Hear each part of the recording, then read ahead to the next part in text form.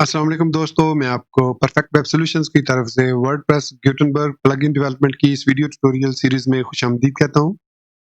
मेरा नाम इमरान कासिम है और ये हमारा इस वीडियो ट्यूटोरियल सीरीज का पार्ट 4 है।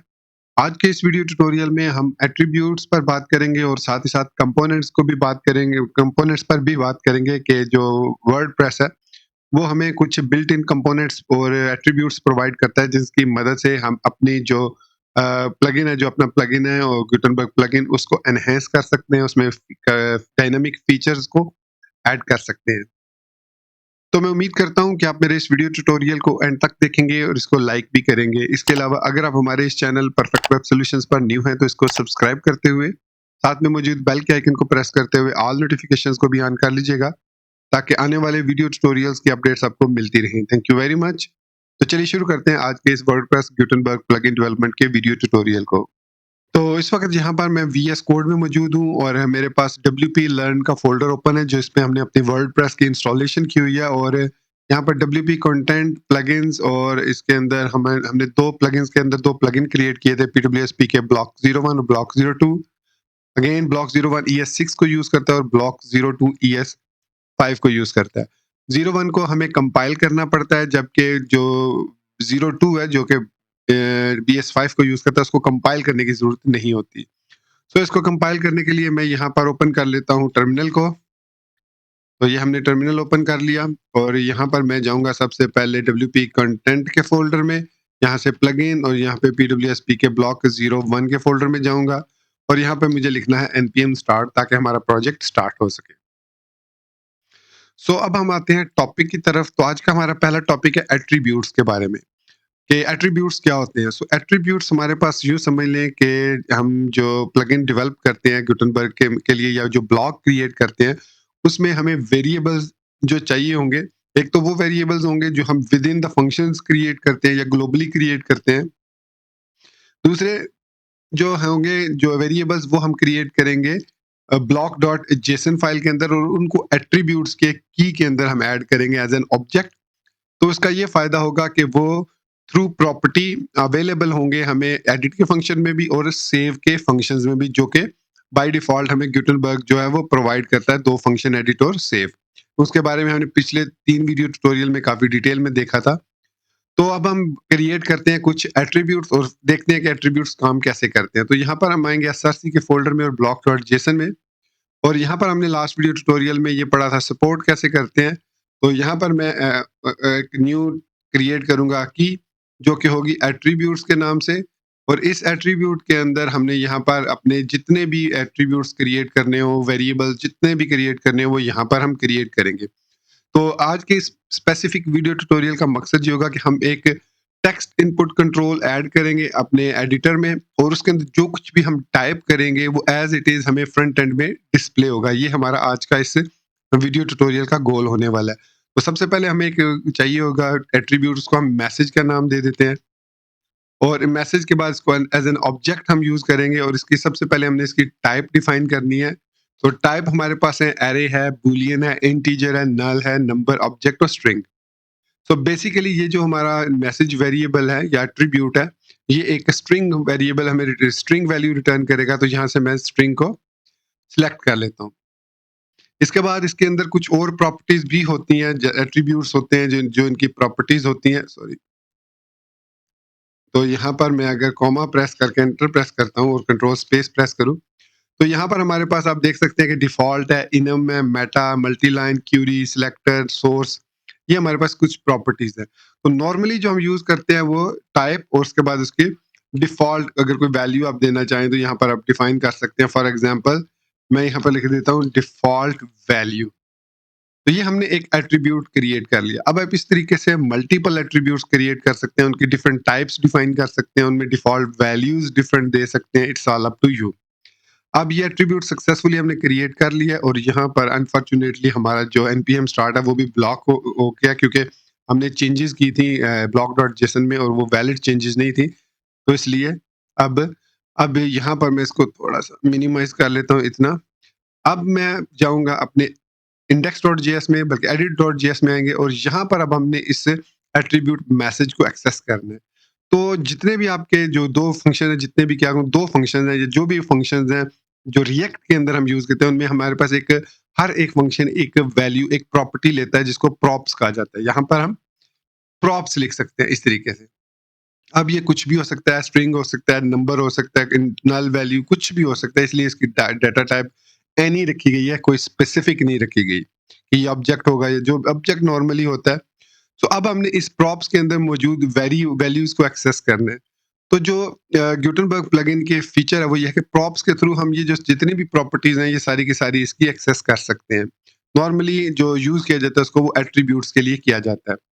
तो अगर मैं यहाँ पर इस वैल्यू को डिस्प्ले करवाना चाहूँ, हेलो फ्रॉम द एडिटर की बजाय मैं यहाँ पर लिखना चाह रहा हूँ ये वाली वैल्यू, डिफ़ॉल्ट वैल्यू, तो अब मैं क्या करूँगा, सिंपली इसको मुझे टेम्पलेटिंग स्ट्रिंग में कन्वर्ट करना होगा इस तरीके से।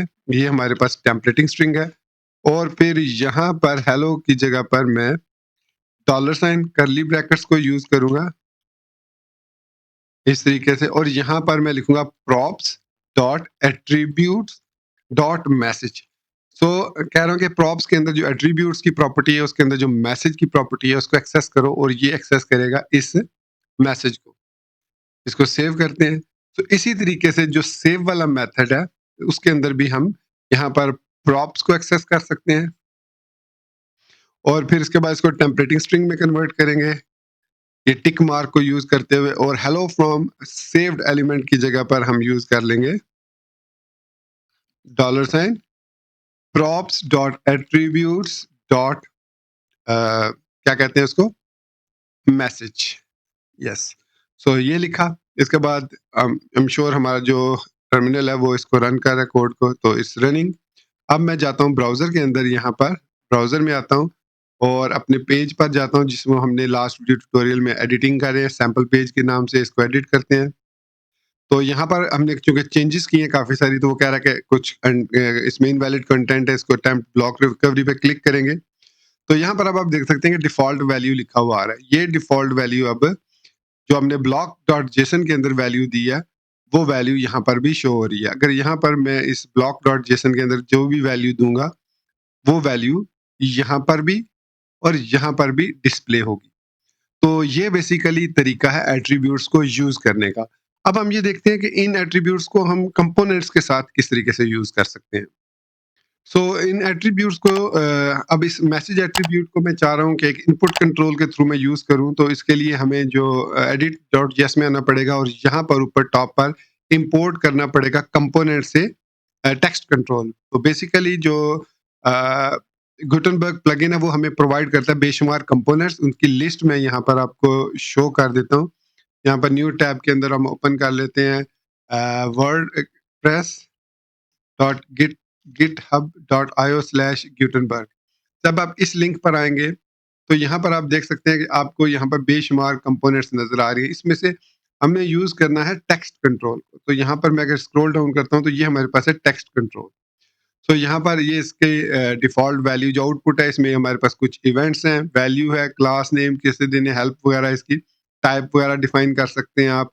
तो मैं यहाँ पर डॉक्स में आता हूँ, इसको यूज़ कैसे करें। देखिए, सबसे पहले हमें कंपोनेंट्स में से इंपोर्ट करना है टेक्स्ट कंट्रोल को। अब ये जो एक्सप्लेनेशन है, ये बेसिकली यूज़ कर रहा है रिएक्ट को। जब हमने नहीं इसको ये यूज़ स्टेट बेसिकली वर्डप्रेस को यूज़ कर, मैं यूज़ स्टेट को देख के कर रहा था, ये एलिमेंट, अच्छा ये एलिमेंट से ही आ रहा है। सो वर्डप्रेस कंपोनेंट से मैंने इसको कॉपी किया और वापस इसमें आया, और यहाँ पर मैं वीएस कोड के अंदर इसको एज इट इज पेस्ट कर देता हूँ। अब इसमें इसको यूज करने का तरीका ये है कि आपने सिंपली टेक्स्ट कंट्रोल को कॉल करना है। मैंने इसको कॉपी किया, कॉल किया, और यहाँ पर मैं इसको पेस्ट करता हूँ। इसके लिए मैं यहाँ पर एक डिव यूज कर लेता हूँ। ये डिव यूज की, और इस डिव के साथ यहाँ पर मैं इसको पेस्ट कर देता हूँ टेक्स्ट कंट्रोल। और यहाँ पर आप कोई भी एडिशनल सीएसएस वगैरह देना चाहें तो आप इसके लिए दे सकते हैं। फॉर एग्जांपल अगर आप बूटस्ट्रैप यूज कर रहे हैं, तो यहाँ पर आप फॉर्म कंट्रोल की क्लास दे सकते हैं। इसका वैल्यू यहाँ पर, अब यहाँ पर ये क्लास नेम कह रहा है, जबकि हमें यहाँ पर वैल्यू देनी है props dot attributes dot message, कि उसके अंदर जो भी वैल्यू है वो यहाँ पर डिस्प्ले करे। अब जिस तरीके से एट्रीब्यूट्स के अंदर हमारे पास प्रॉपर्टी है मैसेज की, इसी तरीके से एट्रीब्यूट्स के अंदर हमें एक सेट एट्रीब्यूट्स के नाम से मेथड भी अवेलेबल होता है। सो हम ये चाहते हैं कि जब हम ऑन चेंज इवेंट जब भी कोई वैल्यू चेंज करें इसकी इनपुट टेक्स्ट कंट्रोल की, तो वो अपडेट कर दे इस मैसेज को, ताकि हमें वो मैसेज जो है वो एडिटर में भी शो हो और फ्रंट एंड में भी शो हो। तो यहाँ पर हम लिखेंगे props dot attributes sorry dot set attributes.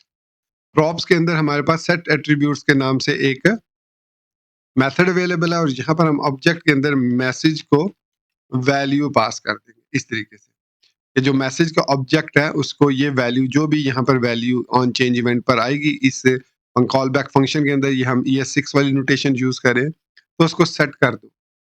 तो ये इतना ही हमने काम करना है और हमारा जो ये टास्क है यूजिंग दिस टेक्स्ट कंट्रोल ये कंप्लीट हो जाएगा। इसके अलावा अगर आप इसमें कोई और वैल्यू, जैसे टाइप हमने क्या इसकी डिफाइन की हुई है, टाइप बाय डिफॉल्ट ये टेक्स्ट की होती है, लेकिन अगर आप चाहें तो आप यहाँ पर इसकी टाइप भी डिफाइन कर सकते हैं इस तरीके से। यहाँ पर आप देख सकते हैं कि इसकी जो जो प्रॉपर्टीज हैं, टाइप है, लेबल देना चाहें तो आप लेबल लेबल तो खैर यहाँ पर मैंने क्लास नेम में दे दिया, एक्चुअली लेबल है, लेबल में हम देंगे एंटर योर मैसेज, और क्लास नेम में हम देंगे फॉर्म कंट्रोल, इस तरीके से। ये थोड़ा सा मैंने मिस्टेक कर दी थी, लेबल के अंदर मैंने क्लास नेम ऐड कर दिया था। खैर एनीवेज, तो ये हमारा जो एडिटर है वो कंप्लीट हो चुका है, और सेव मेथड हमने ऑलरेडी क्रिएट कर लिया था जिसमें हमने प्रॉप्स को यहाँ पर डिस्प्ले कर रहे हैं। वेल, अब अगर हमारा कोड प्रॉपरली कंपाइल हो चुका है तो हम एडिटर के अंदर जाकर देखेंगे कि हम यहाँ पर अब कोई भी वैल्यू, जो भी वैल्यू टाइप करेंगे, मैं इसको रीलोड करता हूँ एक दफ़ा। तो यहाँ पर आप देख सकते हैं एंटर योर मैसेज, और यहाँ पर डिफ़ॉल्ट वैल्यू हमारे पास आ रही है जो हमने टाइप की थी block.json में। और यहाँ पर मैं लिखता हूँ this is a sample message added in text control component. इसके बाद हमें अपडेट करना होगा इसको, अपनी पोस्ट को, और इसको रीलोड करते हैं तो ये हमारी जो वैल्यूज़ है ये सेव हो चुकी है। अगर आप यहाँ पर व्यू करेंगे इसको एज अ कोड एडिटर, तो यहाँ पर भी आप देखेंगे PWSP के ब्लॉक 01 ये है हमारे पास, ये, और यहाँ पर हमारे पास ये वैल्यू देखिए, यहाँ पर ये सेव हो चुकी है ऑटोमेटिकली, इसने इसको एक्सेस कर लिया। अब अगर मैं इसको दोबारा से विजुअल एडिटर में ले जाता हूँ, प्रीव्यू करता हूँ, यहाँ पर प्रीव्यू न्यू टैब, तो अब आप यहाँ पर भी देख सकते हैं कि this is a sample message added in text control component. So इस तरीके से हम इस कंपोनेंट्स को यूज कर सकते हैं अपनी ज़रूरत के मुताबिक इनसाइड अवर प्रोजेक्ट, और ये तमाम के तमाम कंपोनेंट्स की लिस्ट आपको यहाँ पर मिल जाएगी। ये देख सकते हैं आप, ये बेसिकली स्टैंडर्ड कंपोनेंट है। ये थे नेविगेशन, मॉडल विंडो अगर आपने डिस्प्ले करानी है, आइकन वगैरह डिस्प्ले कराना है तो ये आइकन की क्लास है। तो आइकन के अंदर आप इसकी डॉक्स देख सकते हैं, आइकन आप डायरेक्टली यहाँ पर एसवीजी भी दे सकते हैं, पास भी दे सकते हैं, जो भी आइकन आप डिस्प्ले करना चाहें आप कर सकते हैं। तो खैर आप इसको एक दफ़ा एक्सप्लोर करें इस गिट wordpress.github.io/gutenberg को, और साथ ही साथ मैं आपको इसके अंदर एक्सप्लेन भी करता जाऊंगा इन कंपोनेंट्स के बारे में जहां जहां पर इसकी ज़रूरत पड़ेगी।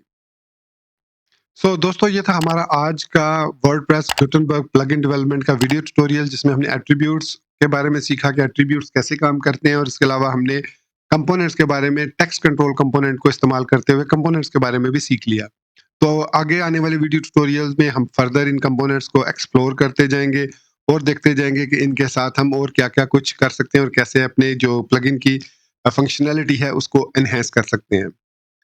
सो मैं उम्मीद करता हूँ कि आपको मेरा ये वीडियो ट्यूटोरियल पसंद आया होगा, और आप ऑलरेडी इसको लाइक कर चुके होंगे, और नए होने की सूरत में चैनल को सब्सक्राइब करते हुए बेल के आइकन को प्रेस करते हुए ऑल नोटिफिकेशंस भी ऑन कर चुके होंगे। सो इसी बात के साथ मुझे इजाजत दीजिए, मिलते हैं नेक्स्ट वीडियो ट्यूटोरियल में। Till then, thank you very much for watching this video tutorial. Take care, goodbye and अल्लाह हाफिज।